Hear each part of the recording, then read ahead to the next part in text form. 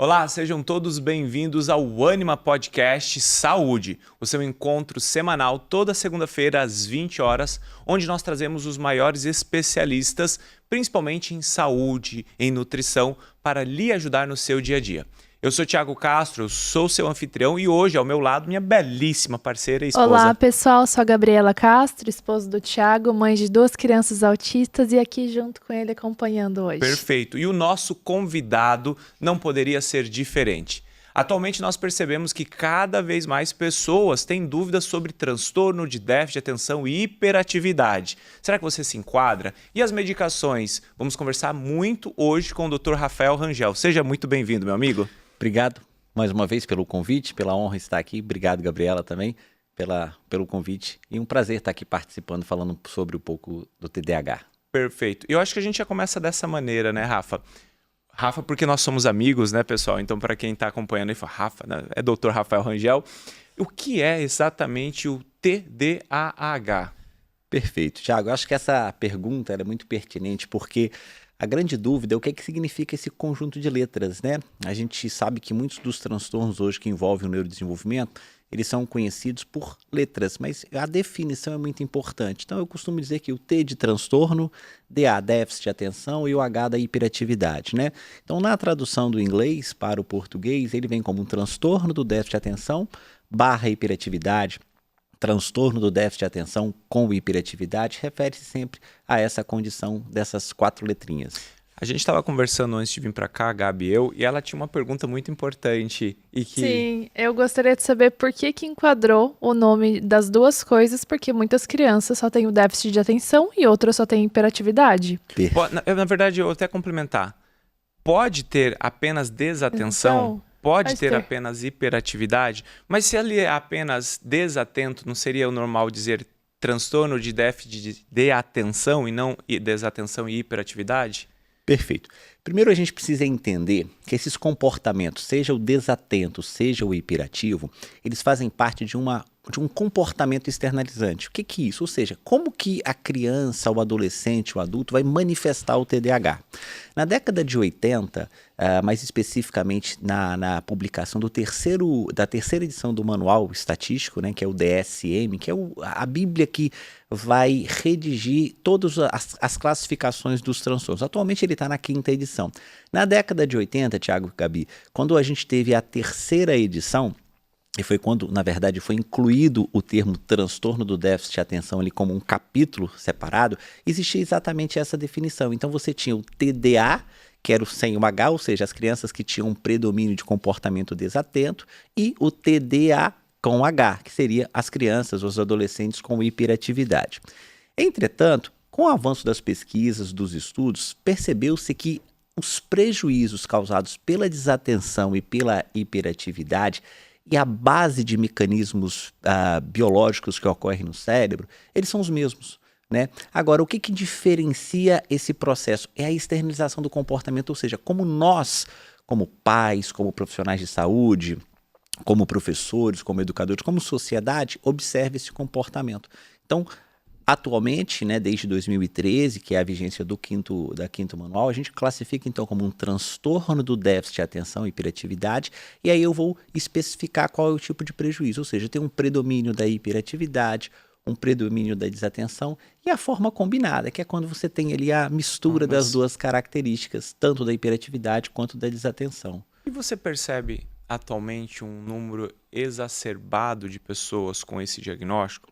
Isso está certo? Isso está errado? Tem muita gente aí com pseudodiagnóstico ou é porque não fazia-se tantos diagnósticos? Como é que você olha esse movimento de tanta gente buscando medicações, buscando o Venvanse, a Ritalina, esse movimento? A gente tem alguns estudos, principalmente da literatura americana, né, que é onde faz realmente as pesquisas. Nacionalmente nós temos pouquíssimos estudos nessa área, né? O país não investe muito em linhas de pesquisa. Então, na literatura americana, a gente tem um estudo que avaliou nos últimos 20 anos qual foi realmente o aumento do TDAH. Se é uma questão meramente percebida pela sociedade hoje ou se está havendo realmente um aumento dessa quantidade de diagnóstico. E os estudos mostram que nos últimos 20, 25 anos houve sim um aumento da prevalência do TDAH, tem ocorrido isso. Há 20, 25 anos atrás, estimava-se uma prevalência média ali em torno de 4 a 6%, alguns estudos, e os estudos atualmente eles falam em torno de 8, 10, até 12% da prevalência. Então, houve sim um aumento dessa quantidade de diagnóstico. E talvez a pergunta, né, Tiago, assim, qual é o motivo? O porquê desse Eu ia aumento? fazer essa Né? pergunta. O porquê desse aumento do TDAH? Algumas questões envolvidas, por exemplo, quando a gente passa a ter mais informação de qualquer condição, a gente consegue fazer diagnóstico. A gente só consegue um diagnóstico de uma condição quando a gente conhece. Há uma doença rara, se eu conheço, a possibilidade de eu ter um diagnóstico é. Então, um dos fatos que explica é exatamente mais acesso à informação. E aí entra exatamente, por exemplo, como a internet, que nós estamos fazendo aqui, por exemplo, no podcast, ou seja, trazendo informações, trazendo conhecimento. Então, muitas daquelas crianças, adolescentes, há 30 anos atrás, que recebiam muitos adjetivos pejorativos, né? A gente tem, por exemplo, um filme clássico ali na década de 90, o Pestinha, né? Então, o que era o Pestinha? Aquela criança agitada, inquieta, só que essa criança passa a ter um diagnóstico e ela tem a possibilidade de receber um tratamento. Então, a informação, a educação médica continuada, ou seja, a possibilidade dos médicos, dos terapeutas, dos psicólogos diagnosticar, são algumas das questões. A gente tenta, através de estudos, buscar assim, existe algum impacto, por exemplo, na nossa alimentação que aumente esse transtorno? Os estudos não são assim fidedignos em afirmar essa possibilidade, tá? Existe, por exemplo, impacto atualmente das tecnologias, né, em relação ao desenvolvimento do TDAH. Os estudos também questionam algumas coisas, mas eu sempre faço o seguinte, uma coisa é a parte teórica, mas vamos ter um pouco de bom senso para a gente responder isso do ponto de vista prático, né?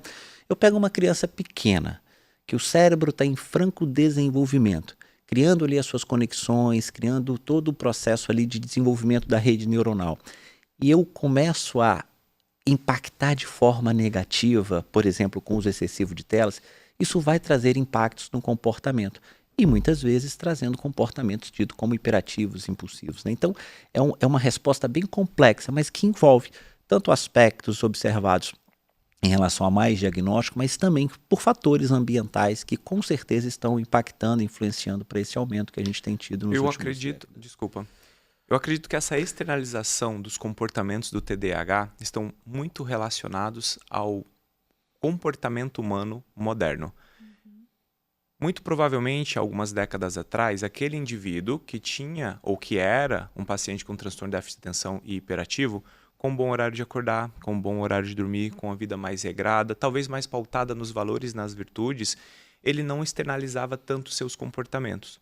Se a gente pensa no jovem moderno hoje, dormindo 1, 2 da manhã, buscando muitas vezes os vícios, o vapor está aí, o cigarro eletrônico, o uso de telas e principalmente celular, tablet, jogos online, isso vai gerando uma série de prejuízos nesses cérebros, e isso nós temos documentos que mostram, e que mimetizam depois comportamentos ou aumenta-se a intensidade daqueles comportamentos. E aquela pessoa que provavelmente passaria por baixo do radar, ou seja, ele é TDAH, não tomaria medicação, porque TDAH não é o mesmo que tomar medicamento, são coisas distintas.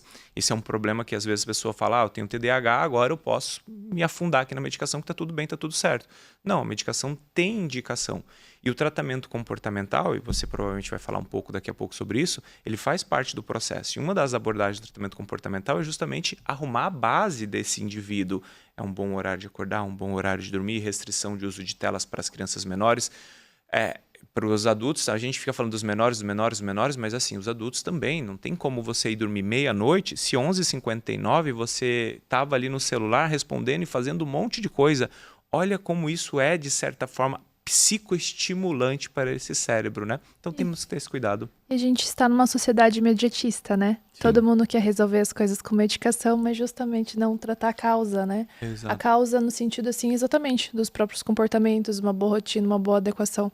Você como médico, Rafa, quando chega um diagnóstico, você, antes de passar uma medicação, você passa essas medidas para serem tratadas em casa antes de passar uma medicação, porque muitos pais já querem resolver na hora, né? Ah, não, eu preciso de um medicamento, mas muitas vezes, como o Thiago disse, como você com certeza vai concordar, tem que ter outras medidas antes, né? Com certeza, né? Você tocou num ponto, Gabi, muito interessante quando você fala do imediatismo da nossa sociedade. Vamos fazer aqui, eu gosto sempre de associar um pouco os meios de comunicação para a gente entender. Se a gente imaginar que no século passado, quando a gente teve lá a descoberta do telégrafo, a gente já teve ali um grande avanço em relação a trocas de informações, ou seja, acelerava o processo. Posteriormente, vão tendo os avanços do telefone, que já é uma grande revolução, as cartas, né? Então você mandava uma carta, né, lá metade do século passado, demorava-se alguns dias e você já tinha um processo de comunicação. Com a descoberta da internet surgiu o e-mail, que aí realmente assim, era o ápice de velocidade. E hoje, eu mandar um e-mail já é uma coisa muitas vezes arcaica, já é uma coisa lenta. O WhatsApp, ele já vem acelerando. Então, naturalmente, até os próprios meios de comunicação entre os seres humanos, eles vão se tornando numa velocidade absurda. E talvez daqui a 5, 10 anos, 3 anos, não sei, surja alguma outra nova tecnologia que o WhatsApp vai ficar igual ao e-mail, lento, obsoleto. Então, isso está acontecendo dentro do WhatsApp.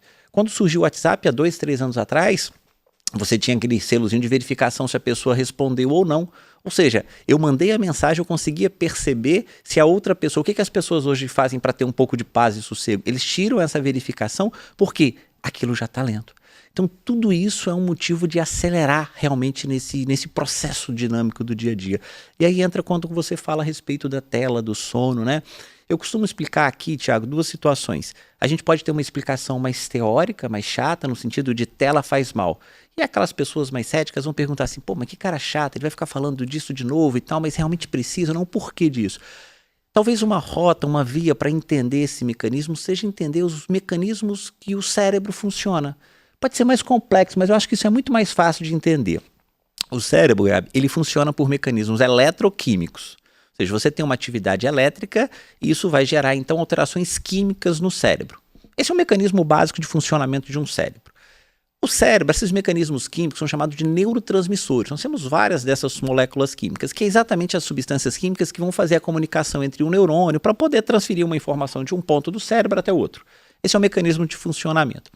O que é TDAH, assim, de uma forma bem simplista, Thiago? O TDAH é exatamente uma desregulação do nível de algumas dessas substâncias, mais especificamente da dopamina e da noradrenalina. Então, quando você tem o nível de dopamina e noradrenalina desregulado, principalmente na região do cérebro frontal envolvido no comportamento, você tem basicamente aí o entendimento do TDAH. Perfeito? Perfeito. O que a tela faz?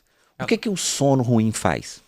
Não, por favor. Desregula exatamente essas substâncias químicas. Então, quando você fala o que a privação de sono, o que o excesso de estímulos de tela vai causar, é exatamente desregulação dos mecanismos de equilíbrio, de homeostase do cérebro e, consequentemente, externalizando esses comportamentos. Potencializa né? os comportamentos justamente por essa desregulação. Perfeito. Mas aí a gente também tem um outro contraponto, que enquanto médicos nós temos que falar, né? A gente, de certa forma, cobra para que as pessoas não tenham ali uma banalização do diagnóstico e não tenham uma banalização do uso de medicação. Só que também a gente percebe que tem muita gente que tem preconceito ao uso de medicamentos. E eu já tive, assim como você, inúmeros casos de pacientes que quando você medica, você traz vida para aquele paciente. Aquele paciente ele tinha uma série de dificuldades, aquele paciente estava patinando no seu ano pedagógico, 2, 3 séries repetidas, e quando ele começa a tomar a Ritalina dele, o Medato, no caso o metilfenidato, a lisdexafentamina para os pacientes maiores, ele simplesmente deslancha. Ele fica um adolescente, ou uma criança pequena totalmente funcional, que antes ficava desatento. E nesse sentido, eu gostaria que você comentasse qual a importância do uso de medicação, quando a gente vai pensar em usar medicação e até mesmo quais as medicações mais utilizadas nesse processo. Perfeito. Bem, a gente primeiro precisa entender que todos nós temos um pouco de desatenção e um pouco de hiperatividade. Isso não é nenhum problema. Eu esqueci a chave do carro. A gente faz isso. Eu esqueci de pagar eventualmente uma conta. Então isso, de forma isolada, Gabi, isso não é TDAH. Você esqueceu, você está sobrecarregado, você tem algum compromisso e simplesmente você esqueceu. Então, o que é o TDAH? É exatamente quando esses processos começam a ocorrer de forma muito intensa, de forma muito recorrente, começa a trazer prejuízo. E hoje talvez a banalização seja muito isso. Eu estou sobrecarregado, eu estou com muitas atividades, eu não estou dando literalmente conta dos meus afazeres, eu esqueço porque eu não percebo isso, mas eu acabo estando sobrecarregado e eu quero tentar compensar isso através de medicação. Eu falo que é igual o doping na Olimpíada. Ele vai ter uma performance talvez um pouquinho melhor durante um tempo, mas isso vai ter um preço. Então aquele atleta que vai para uma Olimpíada, que ele se prepara junto com os outros atletas, e ele usa mecanismos de doping, ele pode inicialmente até ter uma vantagem, mas isso vai ter um custo. É totalmente diferente, Thiago, daquele indivíduo, daquela criança, daquele adolescente. Vamos falar na criança ali na idade escolar, como você abordou. Está tendo dificuldade no processo de aprendizagem, ela está lenta, é uma criança inteligente, mas que não está sendo utilizada porque ela é muito desatenta, ela é muito hiperativa, ela não para aprender. Está tendo um prejuízo. Essa criança vai ter esse benefício estrondoso com a medicação em relação à resposta. É uma resposta muito rápida, uma resposta realmente muito efetiva, né? Perfeito. Eu falo porque, mais uma vez, nós temos inúmeras histórias como essa, você já deve ter algumas, né?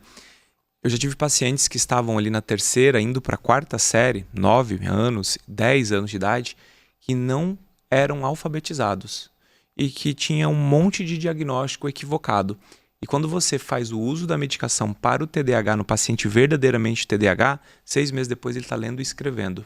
6 meses depois ele conseguiu, pela primeira vez durante 6 meses, sentar na cadeira, acalmar a sua mente, acalmar o pé agitadinho, né, que não para, a mão que não sossega, e ele agora está inserido. Porque imagina só, se você é o único da sua sala de aula ao 3º ou 4º ano do ensino regular, e é o único que não consegue ler, que não consegue escrever, você sofre bullying, você sofre discriminação. Você é taxado como o atrasado e, naturalmente, isso aumenta o nível de ansiedade. Olha só, a ansiedade faz com que esse paciente tenha, por consequência, diurese noturna, faz com que ele tenha a sensação de incapacidade, de insuficiência, que ele é um impostor.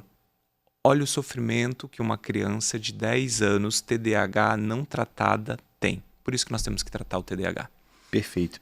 Quando a Gabi pergunta a respeito dos estigmas de medicação, é natural que nenhum pai queira dar remédio para o filho. Sim. Isso é muito óbvio, né, Gabi? Assim, agora, a partir do momento que eu consigo entender o porquê que eu estou medicando, e principalmente talvez entendendo o seguinte, né, uma outra pergunta para aprofundar aqui um pouquinho. O TDAH seria um transtorno da sociedade moderna?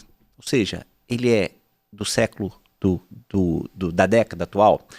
Os primeiros relatos de TDAH, Thiago, datam de 1775. Tem estudos do Melchior lá que ele já descreve hoje o que a gente chama de TDAH.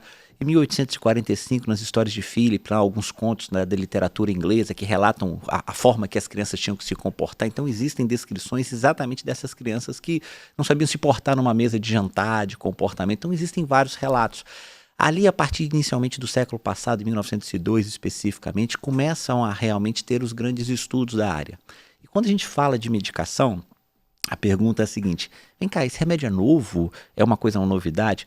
O primeiro estudo que foi feito com o uso da medicação, mais especificamente derivados da lisdexanfetamina, ou derivados de anfetaminas, foi em 1930, por um médico chamado Charles Bradley. Eu vou repetir isso aqui que o Dr. Rafael falou.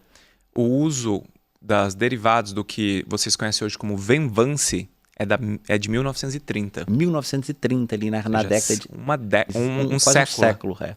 Então, esses estudos, inicialmente, essa medicação ela foi utilizada para um outro fim, né? Fazia-se o que hoje a gente chama de pneumoencéfalo. Então, era um exame que a gente injetava ar no sistema nervoso central para fazer o contraste entre o raio-x, ou seja, o ar fica preto ali na imagem, então você tinha uma imagem, na época não tinha tomografia, não tinha ressonância, então era um exame que era realizado na época, só que isso dava muita dor de cabeça. E aí uma das medicações que tentava aliviar foi exatamente os experimentos com com o derivado de anfetamina, a benzedrina mais especificamente. Pouquíssima resposta em relação à dor de cabeça. Mas o Bradley, ele percebeu que num grupo de aproximadamente 30 crianças que fizeram o exame, que fizeram essa medicação, houve uma mudança absurda em relação ao comportamento, ao desempenho escolar. Essas crianças, como você muito bem acabou de exemplificar, lá na observação inicial do Bradley, elas não eram alfabetizadas. E com o uso da medicação por uma outra via, ele falou, peraí, isso foi um insight. E depois, em 1944, um médico italiano chamado Leandro Panizon, no laboratório italiano da Ciba, ele sintetiza a molécula do metilfenidato, a Ritalina. Né? Então a gente percebe que são medicações aí que tem praticamente um século de descoberta e uso. E remédio velho é remédio bom. Né? Que a gente conhece os efeitos a médio, Muitos curto testes já foram e longo feitos, prazo né? nesse processo.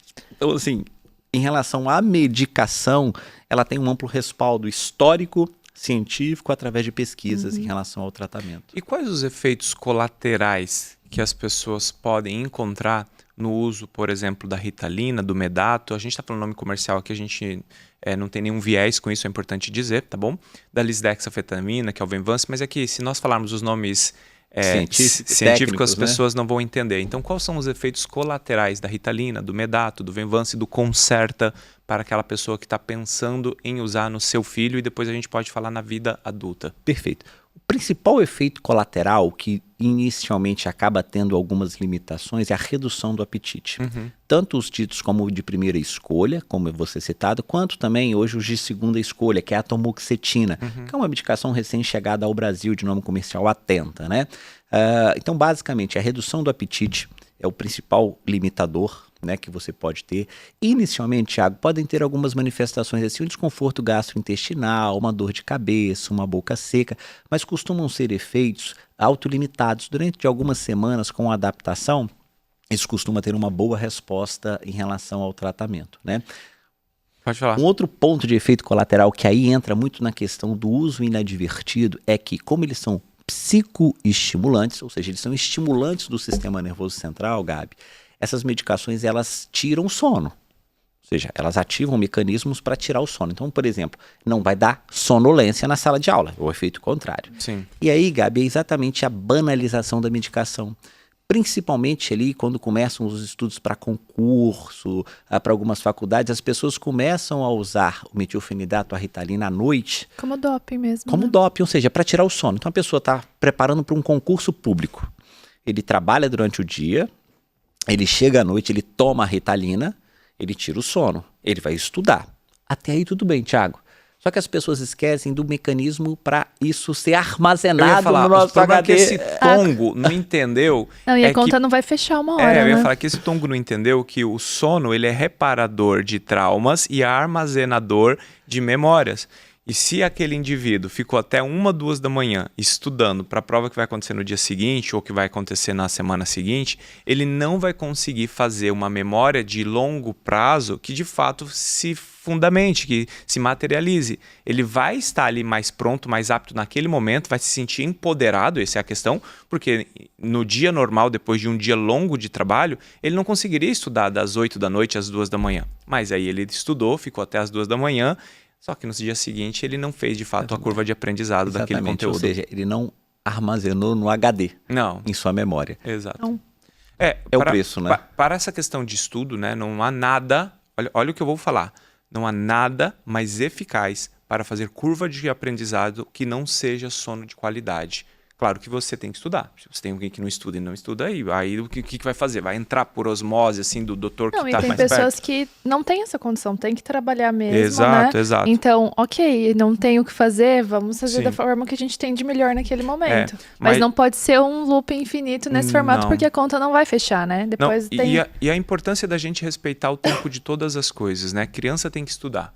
Claro que a gente pode ter um adolescente que já tem que estar ali trabalhando, ajudando, fazendo parte, cultivando alguns valores importantes do homem, né? Da mulher, eles estarem realmente ajudando a casa, sendo responsável por alguma coisa. Mas essa é a fase que é destinada para o aprendizado, para o estudo. Quando a gente pega já uma pessoa mais velha, que ela quer, no meio de cuidar de filhos, cuidar de casa, estar inserida no mercado de trabalho e mesmo assim ter que estudar horas e horas para um concurso público, essa conta não vai fechar. Claro que essa pessoa pode fazer, ela deve fazer isso se for da sua vontade, querer dar o próximo passo e tudo mais. Existem formas e formas de estudar, só que é muito mais difícil você destinar 4, 6 horas de estudo em alguém que não tem 4, 6 horas de estudo e que ainda precisa dormir 8 horas para passar num concurso público. Então vamos trazer essa orientação para os nossos pequenos. Mas aí também tem um problema. Esses pequenos de 10 a 18 anos, eles estão sobrecarregados justamente de estudo, porque estão falando para eles que o único caminho que existe é passar numa prova de vestibular quando eles tiverem 16 a 18 anos, o que não é verdade. Essas crianças de 10 a 16, 17 anos deveriam estar sendo ensinadas como ser bons homens, como ser boas mulheres, como aprender sobre outros assuntos que não sejam apenas os acadêmicos. Nós damos aulas para médicos e é incrível o quanto que há de médicos com uma condição financeira totalmente desestruturada, que não entende o que é imposto, que não entende os tributos, que não consegue ter um planejamento nem da sua clínica, nem da sua vida profissional. E aí, lógico, a soma disso... E nem vida pessoal Exato, também, né? a soma disso é uma vida pessoal falha, pequena, que não consegue destinar tempo para os seus filhos, para o seu marido, para a sua esposa. E aí depressão, ansiedade, falta de sono e o uso de medicamento para tentar ser proativo. E o uso de medicação não é para isso, né? Tem um livro, Thiago, que foge um pouco da parte médica, mas eu acho que é um livro assim que mudou muito até a minha forma de pensar na criação da minha filha. Chama Crianças Dinamarquesas, tá? É um best-seller, é um livro muito conhecido, mas que traz algumas reflexões sobre exatamente valores, princípios do que a gente quer das nossas crianças, o que a gente exige hoje das nossas crianças. Todos sabemos que a Dinamarca é um país de primeiríssimo mundo, que tem uma excepcional qualidade de vida. Existe um índice de avaliação de felicidade, né? Então as organizações nacionais, a ONU, né, ela avalia nos países quais são os países mais felizes do mundo. E, pasmem, a Dinamarca ganhou esse prêmio, salvo engano, acho que durante 25, 26, 27 anos, consecutivamente, ser o povo mais feliz do mundo. E aí, falou assim, por que isso? O que tem lá? Será que são só aquelas belas paisagens que a gente conhece ou vê lá pela internet? Ou existe algo diferente? E é exatamente o ponto que você toca em relação a criar filhos. Na Dinamarca, as crianças pequenas, entre 3, 4, 5, até os 7, 8 anos de idade, elas não têm obrigação de aprender a ler, escrever, fazer conta. Elas têm obrigação de ser criança, de ser feliz, de brincar. Então, lá, no primeiro momento, elas vão para a escola com o único objetivo, brincar, se socializar, aprontar, criar realmente os mecanismos de desenvolver habilidades ali sociais, habilidades de diversão. Nas primeiras avaliações, quando você compara com alguns países ocidentais, por exemplo, os Estados Unidos, os índices escolares são muito abaixo. Só que rapidamente, essas crianças, quando passam ali daquele período e são efetivamente instruídas no processo de alfabetização, elas já têm princípios básicos, elas já são felizes e o rendimento escolar é totalmente diferente. Perfeito. Quantos prêmios Nobel a Dinamarca tem na população num país daquele tamanho? Então esse livro traz exatamente uma reflexão, é um relato de um casal, né? Só um spoiler, né? Um casal americano e um casal dinamarquês que eles começam a conflitar exatamente o porquê do americano ter um tipo de criação, um tipo de comportamento e o porquê da Dinamarca ter isso. Então assim, isso realmente é uma coisa para a gente pensar em relação a o que a gente quer das nossas crianças, né? O que a gente tem que cobrar das nossas crianças. Isso é interessante até para quem vai entender nesse processo de educação e principalmente pedagógico, né? Tem um estudo que ele separa um grupo de crianças de 5 anos que começaram a alfabetização aos 5º ano de vida, tá? Um outro grupo que começou a alfabetização, você conhece esse estudo, não? Não. E o outro grupo com 7 anos de vida. Ou seja, o primeiro grupo foi exposto à alfabetização com 5 anos e o outro grupo foi exposto à alfabetização aos 7 anos de vida. Ao 10º ano de vida, qual dos grupos você acredita que está melhor? Aí você vai falar, agora ficou induzido que talvez seja o grupo que começou com 7 anos. Resposta, não há diferença entre quem começou a ser alfabetizado com 5 anos e quem começou a ser alfabetizado com 7. Então deixa a criança brincar, deixa a criança ser feliz. Eu costumo falar que na escola, principalmente nos primeiros 6 anos, a criança não está ali para aprender absolutamente nada pedagógico. Ela está ali para socializar, para se divertir e ser feliz. Por isso que a gente tem que cuidar na escola 3 princípios básicos. Uma boa alimentação, porque isso faz parte da felicidade. As pessoas estão doentes pela boca, fato, hoje em dia. 2, quando a gente está falando que a criança está ali para socializar, ser feliz e brincar, o que impede da criança estar de bom humor? O sono. E a gente vai bater sempre na tecla do sono. Aquela criança é privada de sono à noite, a mãe leva ela já ali para a escola cedinho, já brigando com dificuldade de ir para a escola, fazer aquele processo. Então, é um grande problema, não se respeita o horário do cochilo, a mãe pega a criança às 5 horas da tarde e a criança deveria dormir 7 horas da noite, ela já entra no carro quase dormindo, fala, alguma coisa está errada. Criança de 5 anos não tem que dormir 5 horas da tarde dentro do carro, significa que está faltando sono. E uma terceira parte muito importante é os distratores que existem nas escolas que impedem as crianças de brincar. 2 horas de tela para uma criança dentro do ambiente escolar, na minha opinião, é um crime. Porque são 2 horas menos de estímulo sensorial, 2 horas menos de estímulo motor, 2 horas menos de estímulo social, são 2 horas menos de trabalhar as funções cognitivas superiores, para eu entender do outro, empatia, relacionamento. Escola está aí para isso, justamente para oportunizar a felicidade das crianças. E lógico, é o primeiro ambiente controlado de uma pequena sociedade, onde você se compara aos seus pares de tamanho, então, como eles se comportam, e como eu tenho que me comportar dentro da sociedade. Perfeito. Eu achei interessante essa parte da doença pela boca, porque muitos casos que a gente vê hoje em dia, né, que as pessoas, eu tô com ansiedade, eu tô mais cansada, principalmente até com mulheres, mães, enfim, N pessoas que podem acontecer isso, né? E às vezes as pessoas não vão fazer um exame básico, às vezes a pessoa tá anêmica, né? Tá faltando nutrientes e tá buscando uma medicação para tratar uma causa que, na verdade, é pela alimentação, por falta de suplementos, né? Então, é realmente algo que acontece corriqueiramente, que as pessoas vão tratar uma causa, mas, na verdade, a causa não é aquilo, né? Exatamente. Puxando um pouco para o TDAH, Gabi, muitas pessoas perguntam assim, se existe uma dieta ou se existem vitaminas, suplementos para tratar o TDAH. Os estudos mostram que assim, não há benefícios em tratar TDAH com dietas específicas. Sim. Mas sempre quando a gente vai avaliar um estudo científico, né, Tiago, Gabi, a gente tem que ter bom senso do que a gente quer. Se eu pego essa frase e termino o ponto aqui, eu estou sendo assim, come de qualquer jeito e está tudo bem. Sim. Não. Ou seja, o que os estudos tentam avaliar é se existe uma dieta, algum tipo de suplementação que trate a condição. Não se mostra nesse sentido. Agora, Sim. uma dieta equilibrada, uma dieta rica e variada com vários nutrientes, minerais, é óbvio que isso vai trazer um funcionamento adequado para a máquina humana. Sim. Mas, E o cérebro independente do diagnóstico, né? A pessoa vai ficar Independente melhor e mais né? saudável, Você né? quer ver? Isso é tão simples. As pessoas falam assim, chocolate, açucarados e excessos de farinhaços piora o comportamento do TDAH. Possivelmente sim, porque são estimulantes, Energia? energia, esse cérebro que já é agitado. Então, alimentação inadequada piora o comportamento? Piora. Alimentação inadequada piora a qualidade do sono? Piora. O sono, ele é regulado, eu voltando para o sono, eu vou acabar fazendo... É que o meu mestrado, né, como estou mestrando, ele é em sono também. O que acontece? Quando nós temos ali uma criança que não se alimenta bem, ela não consome o triptofano. O triptofano é um dos precursores da melatonina. A melatonina está intimamente relacionada com serotonina. Olha só, piorou a qualidade do sono. Aí a gente volta para o ciclo do dia seguinte.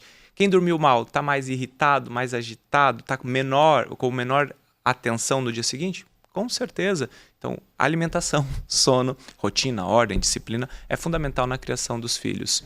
Quando você fala essa questão do sono, você dá essa via exatamente do que ocorre em melatonina, triptofano, melatonina e serotonina, a gente avalia exatamente assim, aquelas crianças, aqueles adolescentes, aí talvez até numa população um pouco mais velha, que são dependentes de jogos eletrônicos. Sim. Então assim, eles acabam sendo hiper estimulados em relação a tudo que envolve o jogo eletrônico, dormem mal. E esses adolescentes mimetizam comportamentos de um TDAH. Sim. Então assim, nesse grupo, adianta eu dar remédio? Não. Não. Eu vou repetir o que o Dr. Rafael falou. Adolescentes, existem estudos que mostram isso, tá, gente? Adolescentes que não comem bem, que não têm uma boa rotina, que estão expostos às telas, principalmente a jogos eletrônicos, várias horas por dia, principalmente durante a noite, mimetizam, copiam o comportamento do paciente com transtorno de déficit de atenção e hiperatividade. Só que o caminho não é dar remédio, porque ele não tem um transtorno neurogenético de base, que é o caso do TDAH, não é um transtorno do neurodesenvolvimento. O que nós precisamos é arrumar a base, resgatar o que é o ser humano ali, o que é bom para o ser humano e não medicar. Porque se a gente começa a medicar esse paciente que não é TDAH, o próximo passo é você aumentar a medicação, porque você não resolveu o problema de base, aumentar a medicação, o cérebro desse paciente ele já vai se acostumando com o doping e a possibilidade dele trocar o tipo de doping, e aí a gente está falando inclusive de drogas, é real, né? Até porque o paciente TDAH tem mais possibilidades ou mais riscos de entrar no uso de alguma questão de drogadição ou produtos ilícitos? Até é uma pergunta interessante. Perfeito. Sim, a resposta tá. Isso era uma dúvida, né, principalmente há algumas décadas atrás, se as medicações, no caso o metilfenidato, a lisdexanfetamina, eles seriam potencialmente riscos em relação à dependência química ou não. O que os estudos mostram, isso é uma realidade, isso já não é uma questão de pesquisa, isso é um fato, é que os indivíduos com TDAH, eles são mais impulsivos. Né? Existem mecanismos claramente descritos nesse processo, principalmente o hiperativo. E aí, Gabi, quando ele chega na adolescência, a gente sabe que ele perde muito o suporte dos pais. O que é perder o suporte dos pais? Eu tenho uma adolescente de 14, 15 anos de idade, ele já vai numa festinha de aniversário, ele já participa de alguma confraternização sem a presença dos pais, então ele já tem uma maior autonomia. E a gente sabe, né, que infelizmente, nessa idade acaba tendo muito processo de experimenta aqui. E o TDAH, por agir de forma impulsiva, ele acaba tendo essa falta de feeling, de frear um pouco esse experimentar e agir de forma impulsiva. Então ele acaba experimentando muitas das substâncias ilícitas. Ou seja, eu tenho um TDAH não tratado, ele é mais impulsivo, ele entra em contato então com alguém oferecendo droga e consequentemente ele cria esse mecanismo. Por quê? O mecanismo de recompensa do cérebro no TDAH, ele é mais aguçado. Por isso que, além das drogas ilícitas, o motivo da sua pergunta, por que muitas vezes a criança com TDAH também cria dependência por eletrônico? Porque ele acaba sendo um mecanismo de recompensa. Então o videogame, por exemplo, ele é bom para a criança com TDAH porque ele cria esse mecanismo de recompensa. Mas o excesso começa a trazer problemas. E é exatamente o grande risco que a gente vê nos nossos adolescentes em relação ao maior risco de contato com drogas. Perfeito. Essa questão do videogame, voltando, né? Não para não ficar chovendo aqui no molhado, lógico, mas uma das moléculas neuroquímicas que nós temos dentro do TDAH é justamente a dopamina. E o que nós mais ingerimos, assim por dizer, quando a gente está frente a um vício, é justamente a dopamina.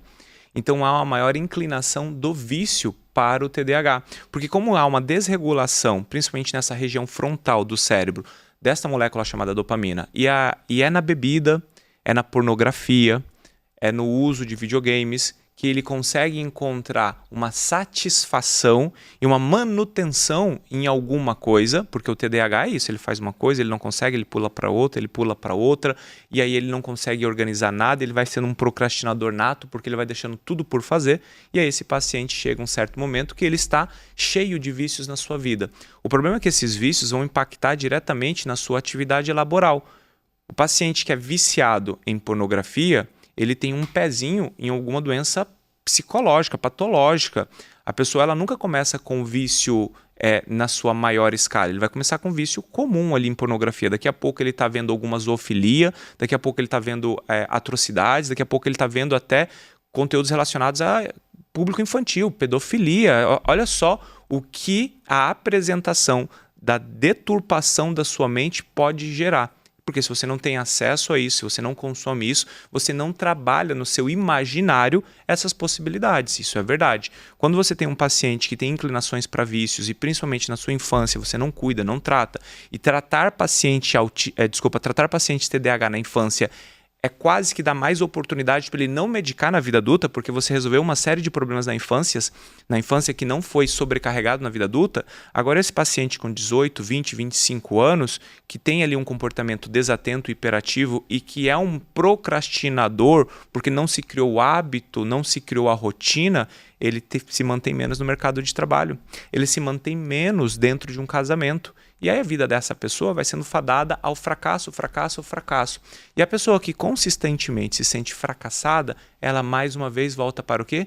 Para os vícios. E ela fica introspectiva e ela vai se afundando, depressão, ansiedade, e aí é a ponta do fim, né? Aproveitando esse gancho que você comentou, que às vezes é muito melhor já iniciar esse tratamento, digamos, na primeira infância, né?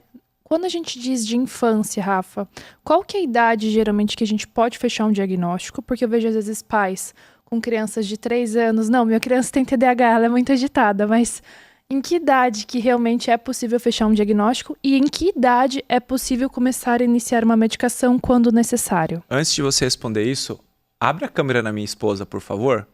Olha que mulher belíssima e ficou muito bonita. Obrigado por estar aqui comigo, amor. Bom, doutor Rafael, vai lá. Quando podemos começar o uso de medicação em crianças? O que é a primeira infância? Perfeito. Tiago, acho que essa foi a melhor pergunta até agora do nosso bate-papo Que aqui, legal. né? Qual é a idade e qual o início do tratamento? Para essa pergunta, Gabi, eu vou explicar um pouquinho aqui para entender o processo do desenvolvimento do cérebro. O TDAH, ele está condicionado a como um transtorno do neurodesenvolvimento, ou seja, algo que afeta o desenvolvimento de uma criança. Como que o cérebro ele se desenvolve? Né? Você imaginar que após o período de concepção ali, né? Ou seja, quando encontra o espermatozoide, o óvulo, começa a ter ali uma vida e durante 9 meses esse processo começa a ocorrer de forma muito intensa até que nasce o bebê. Só que o bebê ele nasce ainda muito imaturo, né? Ele precisa de 100% de cuidados da mãe para sobreviver na alimentação. Com 6 meses esse bebê está sentando, com 8 meses ele está engateando, com 1 ano ele está andando. Então olha como é rápido esse processo. E isso também vai ocorrendo no cérebro. O cérebro ele nasce ainda muito imaturo e ele vai passando ao longo dos anos por um processo de amadurecimento. Isso, né, dentro do conceito que a gente tem da formação da rede, das conexões entre os neurônios. Perfeito. O que acontece então? A gente já falou aqui algumas vezes que a base do TDAH é um problema relacionado principalmente na região frontal do cérebro. Essa região, Gabi, é a última região do cérebro a terminar o seu processo de amadurecimento. Isso vai terminar por volta dos 22 até 25 anos de idade. Por que o adolescente ele é muito impulsivo, ele tem pouca noção de perigo, ele se envolve às vezes em maior risco de acidente, ele é destemido descer de rapel? Por quê? Exatamente porque ainda na adolescência esses mecanismos de regulação, de bom senso, ainda não estão completamente amadurecidos. E aí quando eu pego uma criança pequena de 2, 3, 4 anos de idade, tida como, entre aspas, hiperativa, a gente tem que entender que esse comportamento normalmente ele é presente nas crianças, tem mais energia de correr, de brincar, de explorar, de subir num sofá, de falar, de agir às vezes de forma impulsiva. Logicamente, Thiago, tudo tem um equilíbrio, tem um bom senso. Então, a gente vai estar sempre comparando com pares da mesma idade. Agora, quando eu pego esse mesmo comportamento de uma criança de 3 anos de idade, que ela sobe no sofá, que ela brinca, que ela quer chamar a atenção, que ela está falando ali durante uma reunião familiar, e pego essa criança e coloco esse mesmo comportamento para uma criança de 7, 8 anos de idade, você concorda, Gabi, que aí já se parte de um princípio que está fora de um contexto social? Eu não espero que uma criança de 7, 8 anos de idade fique subindo no sofá, que ela interrompa a conversa de adulto, que ela atrapalhe o professor na sala de aula. Então, isso é um comportamento. Então, o que a gente tem como uma idade base? Primeira coisa, esse comportamento precisa trazer prejuízo. Pelo manual, esses comportamentos precisam obrigatoriamente estar presentes antes dos 12 anos de idade. Esse é um critério de idade. Tá? Agora, crianças de 2, 3 anos de idade já devem receber um diagnóstico de TDAH? Isso é muito questionado. Por quê? O que a gente observa, e os estudos mostram, e a gente vê isso na prática também, que com o crescimento, esse cérebro vai passando por um processo de amadurecimento, ou seja, de organização de comportamento, de planejamento, e muitos desses comportamentos tendem a diminuir.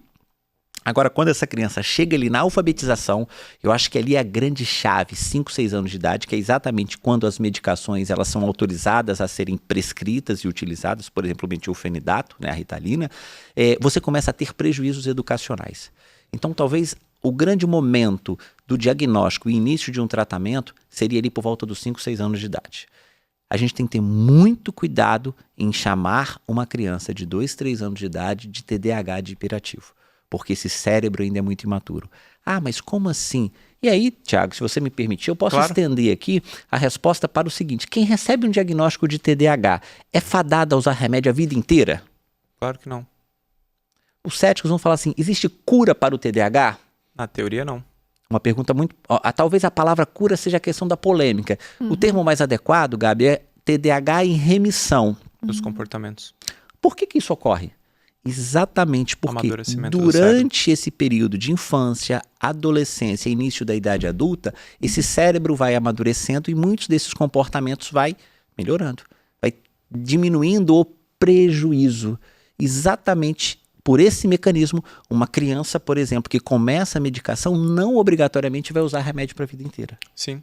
Essa questão do cérebro da criança é muito interessante, né? Porque a parte regulatória de comportamentos é principalmente essa parte frontal E isso está extremamente imaturo, principalmente nos primeiros 2 ou 3 anos de idade. E nós vamos desenvolvendo um controle inibitório ao decorrer da nossa vida. Então é muito comum que um nenenzinho de 2, 3 anos tenha comportamento hiperativo, principalmente quando a gente considera o seu temperamento básico, como é também a sua família, como é a sua casa. Se é uma casa extremamente agitada, se é uma casa desorganizada, é uma casa onde todos os brinquedos ficam jogados na sala todos os dias, aquilo vai gerando um excesso de informações que é natural que essa criança não tenha comportamentos, digamos assim, um pouco mais calmos, mais tranquilos. Outra coisa importante é que se você está suspeitando de um TDAH, mas de verdade, com 2 ou 3 anos de idade, enquanto médico eu vou falar, investigue também outras coisas. Porque diferente de outras coisas, o TDAH, se a gente chegar ali com 5, 6 anos e medicar, a gente vai resolver quase todos os casos de TDAH. Boa parte deles vão resolver com o uso de medicamento e algumas medidas comportamentais. Já outros transtornos, não. É o caso do transtorno do espectro autista. Que muitos pacientes, tem estudos que falam isso, que receberam inicialmente o diagnóstico de TDAH, posteriormente receberam o diagnóstico de TEA. Ou seja, o primeiro diagnóstico não foi de TDAH, não foi de autismo, foi de transtorno de déficit de atenção e hiperatividade. 4 anos, 3 anos e meio recebeu o diagnóstico de TDAH. Olha, vamos então trabalhar um pouco mais na abordagem comportamental, o que exatamente está fazendo com que esse paciente tenha esse comportamento. Quando nós pensamos em uso de medicação e diagnóstico, amor, tem uma questão também, é que, como o Dr. Rafael falou, é que tem que preencher critérios. E esses critérios, eles são preenchidos em locais distintos.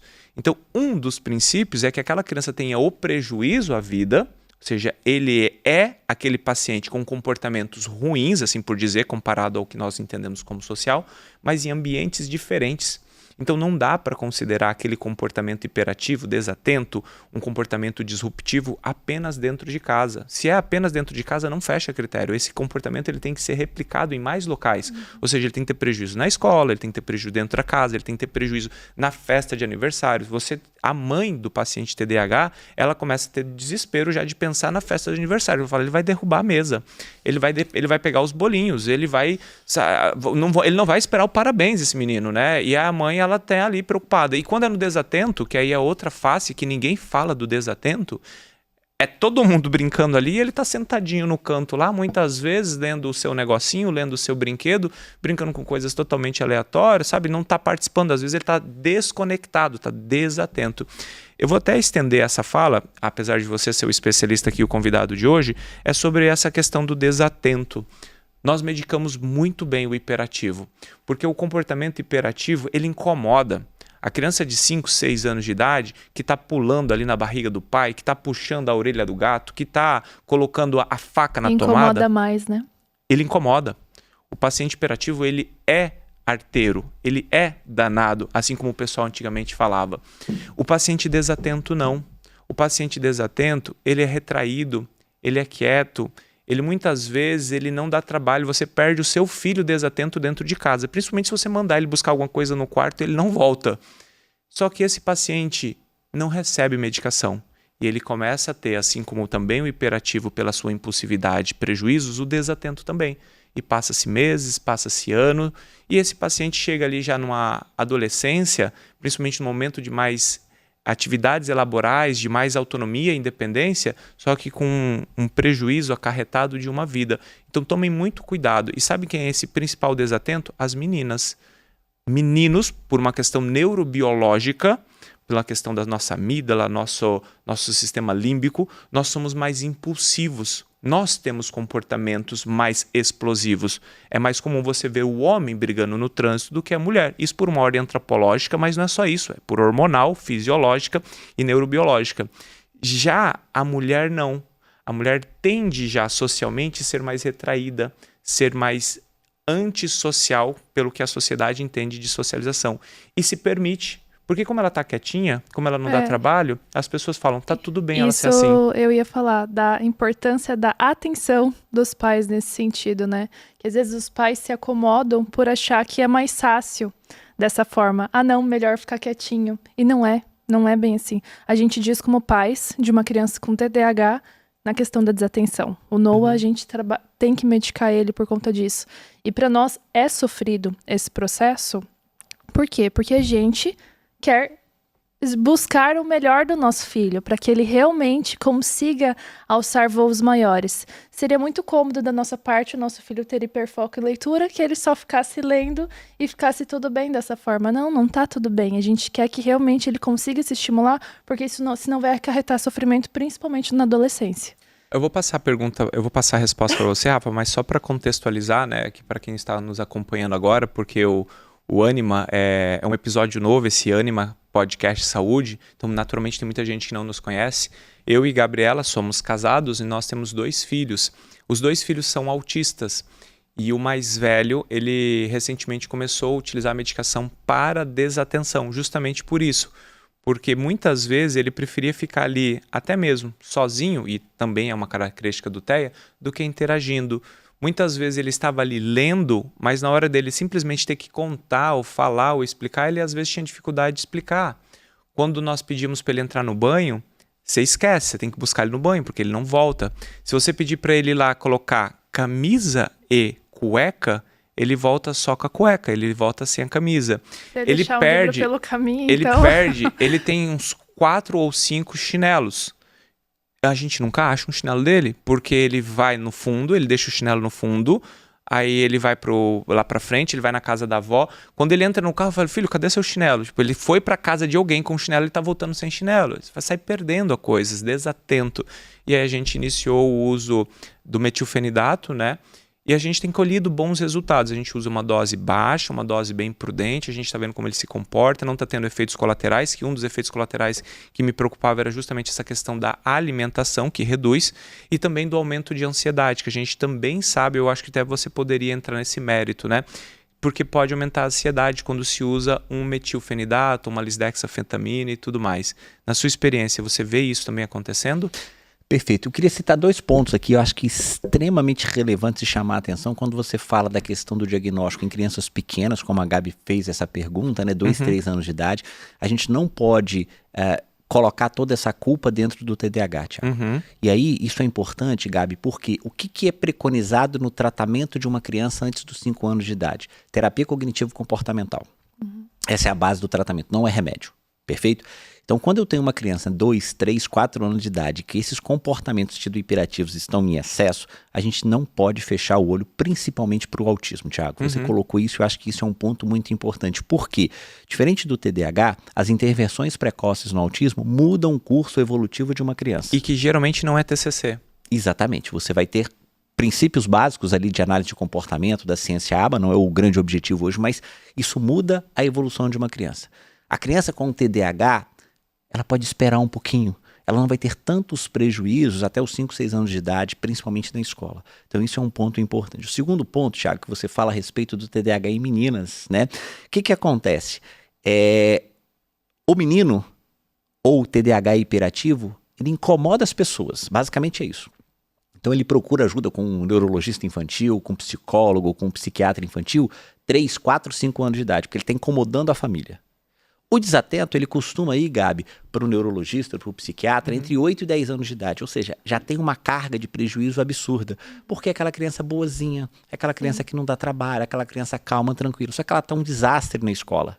Então existe exatamente isso. E quando você coloca para as meninas, você já explicou os mecanismos, e existe sim diferenças biológicas no cérebro do homem e da mulher e, consequentemente, na externalização desses comportamentos.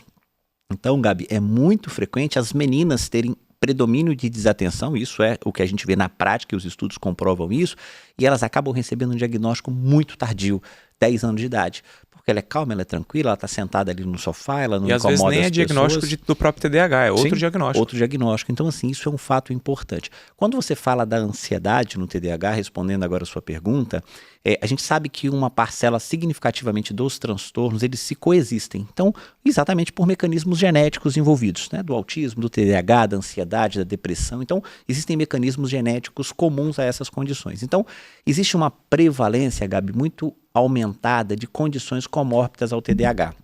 Aproximadamente 30% a 40% dos pacientes vão apresentar alguma comorbidade. E uma das principais, Thiago, é a ansiedade. Agora, a gente precisa primeiro diferenciar o que é ansiedade do que é impulsividade no TDAH. Isso é muito Uhum. frequente os pais chegarem ao consultório e falar assim, ele não espera a fila, ele entra em conversas, ele é muito inquieto, ele é ansioso. Não, isso é a impulsividade. A abordagem, quando a gente pensa em medicação, é exatamente tratar o TDAH. Agora, o que é uma ansiedade? Aquela criança desenvolve um medo, um pânico, essa criança tem sintomas assim de uma diarreia, ela tem ruborização, palpitação cardíaca, ou seja, existem sintomas físicos dessa ansiedade. Sudorese, diurese noturna. Exatamente, eu preciso focar e prestar atenção que as medidas inicialmente sempre serão através de terapia comportamental para crianças e adolescentes, nunca é a medicação a primeira escolha, mas não podemos negligenciar. No caso do TDAH, o que a gente precisa dosar, aí cabe ao médico prescritor, Tiago, por quê? Existe uma curva de ótimo de dose. Uma subdose é um subtratamento, mas não obrigatoriamente uma dose excessiva é adequada. Por quê? Quando eu dou uma dose muito alta para aquela criança, eu hiperestimulo determinados receptores de ação. E ao invés de eu ter uma melhora do comportamento, eu posso ter uma piora. Então, irritabilidade, agitação, ansiedade. E aí a gente está causando o que a gente chama tecnicamente de uma iatrogenia, ou seja, eu estou criando problemas em relação ao tratamento. Então, essa equalização de dose é importante. Então, eu preciso entender se essa ansiedade está sendo desencadeada por mecanismos comórbidos do TDAH ou se a gente está errando na dose da medicação. Essa questão de uso de medicação em crianças é importante e eu às vezes trago uma reflexão e isso é muito comum e a gente tem que pensar nisso. Quando você está diante de um paciente adulto, depressivo, ansioso, você medica. Quando você está diante de um paciente com transtorno de déficit de atenção hiperativo adulto, você medica. Se tem o senhor ansioso, depressivo e que não dorme, a gente medica. Mas a criança nós não medicamos, justamente porque há um preconceito quanto ao uso de medicação em crianças. Quando a gente olha a história recente do mundo, é natural.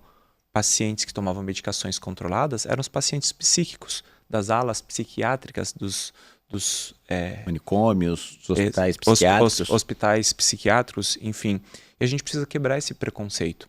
A medicação pode aumentar significativamente a qualidade de vida do paciente. E é isso que nós temos que entender enquanto médico. Não podemos medicar de qualquer maneira e de qualquer forma, porque senão a gente banaliza o uso de medicação. E quando precisar de verdade, a gente acabou perdendo a oportunidade de ter um repertório ali que nos ajudaria nesse processo. Mas postergar excessivamente o tratamento medicamentoso também significa que nós estamos gerando sofrimento para esses indivíduos. Vai lá, meu amor. O que você tem de pergunta como mãe de criança TDAH? Sim, tô já fazendo minha consulta aqui. Eu vi ela anotando ali quando o Rafa começou a falar de subdose, isso, aquilo. Ela foi, pera lá, deixa eu ver se é isso mesmo, como é que tá. Sim, é interessante porque como a gente vive isso na prática, né, acaba que a gente já estamos nessa jornada há um bom tempo, porque como a gente disse, a gente não vem só com TDAH, né, os nossos filhos têm o diagnóstico de autismo, então já temos uma jornada grande pela frente. O Thiago trabalha com isso, Rafa faz parte do nosso convívio social e nós já falamos muito sobre TDAH, né? Mas eu acho que, assim, as pessoas que estão em casa assistindo hoje é uma chuva de informações. E a minha pergunta é, em que momento é o ideal procurar o profissional? E que profissional procurar? Perfeito. Né? Porque as pessoas, às vezes, estão chegando aqui vendo essas um monte de informações de terapia, de rotina, de medicação. Por onde eu começo? Quem que eu procuro? Porque as pessoas em casa podem ter essa dúvida. Perfeito. Então, assim, a gente sempre vai partir do princípio, Gabi, que esses comportamentos precisam trazer prejuízos. Como a gente sempre vai tentar preconizar um diagnóstico precoce para uma intervenção e um tratamento precoce, talvez o momento chave é ali no início da alfabetização. Final do último ano de pré-escola, início da alfabetização. Essa é a grande questão, sempre traçando um paralelo com a escola, ou seja, quais são os problemas que aquele comportamento esteja apresentando. Mas para eu poder identificar isso, eu como pai, como mãe, eu preciso estar disponível para os meus filhos. Perfeito. Eu preciso participar do processo de educação. Tem como você entender como são seus filhos se você não participa da criação deles? Exatamente. Então, assim, eu não gosto, às vezes, quando chegam pessoas e falam o seguinte, a escola só me comunicou que o meu filho tá com problema na escola com 8 anos. Eu falei, peraí, com 5, 6, 7, 8 anos de idade, o que você fez como pai, como mãe? E você não notou nada até então? Então, a gente não tem que terceirizar esse processo. Isso é responsabilidade nossa como pai e mãe. Com Esse é o certeza. primeiro ponto. A idade para um TDAH, eu recomendaria ali por volta dos 5, 6 anos de idade. Não obrigatoriamente, Gabi, nessa idade eu preciso começar logo com remédio. Eu posso ajustar algumas rotinas, acertar questões de comportamento. A terapia comportamental, ela tem uma evidência científica robusta para o tratamento. Passando a prejuízo, a gente começa a discutir as questões de medicação. E aí lembrando, Gabi, que a medicação para o TDAH, ela trata o sintoma. Então, o que é sintoma? Vamos pensar, Tiago, numa pneumonia. Eu acho que fica sempre muito mais fácil entender. Quando eu tenho uma pneumonia, eu tenho febre, eu tenho falta de ar, eu tenho cansaço, eu tenho tosse. E aí eu tô com uma pneumonia, eu tô fazendo febre, eu tomo uma dipirona. Eu estou tratando a febre. Mas para uma pneumonia bacteriana, para eu tratar a pneumonia, eu tenho que tomar um antibiótico. Tem que tratar a causa, não o sintoma, né? Exatamente. Então, no caso do TDAH, quando a gente utiliza as medicações, nós estamos tratando o sintoma. Então, eu estou tratando a febre do TDAH, da pneumonia. Então, é importante entender que essas medicações, elas têm um tempo de duração. Algumas são 4 horas, algumas são 6, algumas são 8, 10, até 12 horas. Então, eu vou fazer a escolha do fármaco de acordo com o que eu quero daquela criança. Como a gente já citou, o principal efeito colateral é a alimentação. Isso é sempre uma barreira muito grande, Tiago, em relação à prescrição de remédio. Então, assim... A alimentação, pessoal, é que a criança que usa esse fármaco, ela deixa de comer, ela perde o apetite, Perde o apetite. E aí, o que acontece? Eu pego essa criança de 6 anos de idade que está na alfabetização, aonde seriam os maiores prejuízos? É aquela criança que esquece o chinelo, como você citou várias vezes em casa. Isso incomoda a gente. Mas isso traz efetivamente um prejuízo? Não. Agora, essa mesma criança que vai para a escola, que deixa o chinelo em casa, mas ela vai para a escola e ela deixa de concluir o dever, ela não faz um tempo programado, ela esquece o material da escola, ela começa a ter prejuízos acadêmicos. Então, aonde eu opto em tratar? Na escola. Então, eu vou usar a medicação, eu vou escolher um fármaco durante aquele período que aquela criança está tendo maior prejuízo. Eu equalizo, eu equilibro um pouco os efeitos colaterais com que efetivamente eu tenho. Agora, com o aumento da idade, eu pego uma criança já de 10 anos de idade, está ali no seu 4º, 5º ano de escola, ela já tem o inglês, ela tem que estudar para a prova, ela tem que fazer um trabalho. Então, peraí, ela já começa a ter prejuízos também nas atividades em casa. Será que nesse momento não é o momento de eu usar um remédio para a escola e em casa? E a gente vai equalizando. Então o tratamento ele é dinâmico de acordo com as necessidades, mas é importante entender que nós estamos tratando um sintoma. Perfeito. Eu sou um paciente que tem um transtorno de déficit de atenção e hiperatividade. Apesar de eu não falar fortemente essa bandeira ou defender fortemente isso na internet, porque o meu canal eu destino muito para falar sobre o transtorno espectro autista. E há também um problema que quando as pessoas olham o Dr. Tiago, eles olham e falam, então isso é o TDAH, tá tudo bem, tá tudo certo, não tem nenhum problema ser TDAH. Uma das coisas que a gente mais precisa entender é que para ser TDAH, você tem que ter a manifestação dos sintomas na infância. Você pode não fechar os critérios na infância, mas os sintomas tinham que estar presentes na primeira infância, principalmente, como nós falamos antes, dos primeiros 12 anos de vida, mas é nitidamente perceptível quando ele já tem 6, 7, 8 anos de idade. Claro que muitas vezes as meninas desatentas não receberão diagnóstico. Claro que muitas vezes, a depender do esforço da família, os sintomas podem ser minimizados, podem passar por debaixo de um radar. Mas eu vou falar como experiência prática que se recorda como foi o processo escolar. Eu tenho sudorese na mão só de lembrar do meu processo escolar, como foi difícil.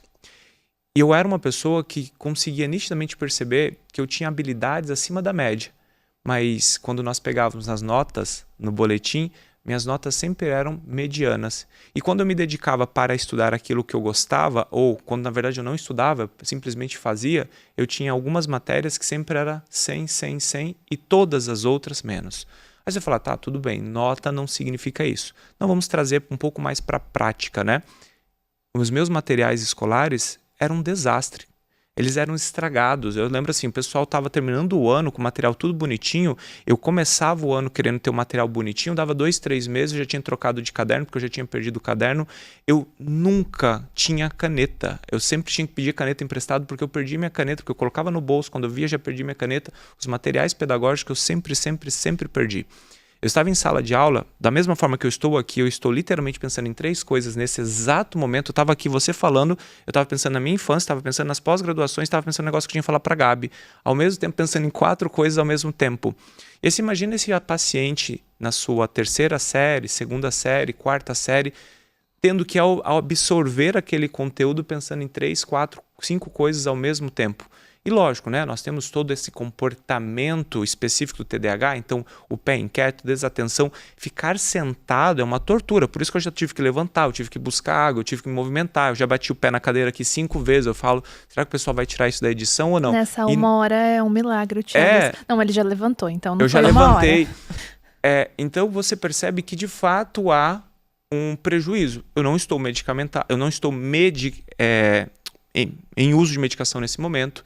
Eu guardo, e isso sou eu, não estou dizendo que isso é certo, eu guardo o uso da medicação principalmente para questões muito pontuais. Então, por exemplo, eu vou ter que gravar 10 horas seguidas, eu preciso de um nível de atenção para gravar 10 aulas seguidas, 10 horas de aula. Aí faz sentido para mim estar medicado. Mas eu me recordo da primeira vez que eu tomei um metilfenidato, isso não faz muito tempo, tem mais ou menos uns 2 anos a primeira vez que eu tomei. Eu me sentia a melhor pessoa do mundo. E eu me sentia feliz. Mas eu me sentia tão feliz e a sensação que eu tinha era, é assim que as pessoas pensam? Eu consegui sentar e estudar a primeira vez na vida durante horas, mas horas, horas, horas. E alegre por não me sentir um procrastinador, alegre por não me sentir uma pessoa que está fazendo pelas metades. Mas aí também há aquela questão de você se reconhecer como pessoa e falar, não é que eu sou um procrastinador e que eu faço pelas metades, é que eu faço muitas coisas ao mesmo tempo. E fazer muitas coisas ao mesmo tempo, às vezes vai dar a sensação que você está fazendo pelos pedaços, quando na verdade não é. É eu entender as minhas habilidades como TDAH. Bom, eu sou um bom criativo? Ótimo. Deixa eu encontrar as pessoas certas então para executar o processo. Então eu como TDAH, ou uma pessoa hiperativa, ou impulsiva, ou criativa, depende do modo que a pessoa queira ver, eu tenho que saber quais são as minhas habilidades e ter a exata medida de quais são as minhas dificuldades e meus prejuízos. Porque às vezes tentar fazer algo que não é da minha habilidade, da minha competência, ou que eu não treinei durante a vida inteira, vai me gerar sofrimento, como já me gerou algumas vezes, de tentar fazer algo que não é da minha habilidade e me gera sofrimento. Concluindo, para quem está aí talvez se enquadrando, a mensagem que eu quero passar é essa. Eu passo mal de lembrar do meu processo escolar. Eu já falei isso para algumas pessoas. Me dá assim até um pânico. E até porque eu cresci num outro momento que eu recebi eu recebi da minha mãe e do meu pai muito que eles também receberam dos pais deles. E nota escolar era motivo de uma punição muito grande. Então, imagina, a cada bimestre você tinha a sensação de que algo ruim lhe ia acontecer. E você ia constantemente na direção. Meus pais foram chamados muitas e muitas vezes para perguntar se eu era esquizofrênico. Eu lembro de escutar isso. Se eu era esquizofrênico, se eu era bipolar, se eu tinha problemas mentais. Mas por quê? Porque o professor estava explicando ali, eu estava viajando na maionese literalmente. Mas, à custa de muito sofrimento, isso a gente não quer para nenhuma criança, a gente chega onde a gente chega. Para mostrar também que o TDAH não é uma condenação. Não é um ponto final na sua vida, é apenas uma vírgula que você tem que ajustar a rota, ajudar esse aluno, ajudar esse paciente, ajudar o seu filho e poder proporcionar isso, para que ele não lembre do seu processo pedagógico com calafrios, com mal-estar, com ansiedade, falando, nossa, eu não tenho vontade de voltar para aquela época, onde todo mundo fala, nossa, adorava o período escolar. Perfeito. Depois desse belo testemunho, Thiago, a gente sempre fala o seguinte, TDAH é só problema? Não. A gente fala muito de TDAH sempre sendo um mártir, sendo um problema, sempre sendo um transtorno, uma doença, uma condição de saúde. Mas os indivíduos com TDAH, eles têm também muitas qualidades diferentes dos indivíduos sem TDAH. E basta a gente conhecer para poder acessar, Gabi. Então os pacientes, os indivíduos, os adultos com TDAH, eles são muito entusiastas, eles têm ideias inovadoras e criativas. Está aqui um do meu lado, aqui que tem o tempo todo pensando em coisas e em processos. São pessoas que gostam muito de criar amizades, então eles têm um senso de ajudar, de realizar, por exemplo, ações coletivas no sentido de filantropia, são pessoas que têm um apurado senso de justiça. Então eu sempre falo o seguinte, imagina no nosso Brasil se a gente tivesse um presidente, um governante, um político com TDAH. Ele tem ideias inovadoras, ele é muito entusiasta, ele ajuda as pessoas, ele tem um elevado senso de justiça.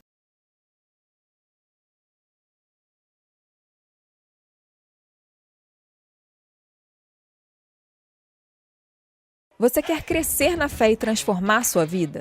Então precisa conhecer a Comunidade Ânima, uma plataforma de formação católica com conteúdos que fortalecem você e sua família. Tem acesso a aulas exclusivas, resumos em PDF e encontros ao vivo com Kênia e Bertaldo. Fortaleça sua fé, transforme sua vida. Inscreva-se agora, comunidadeanima.com.br.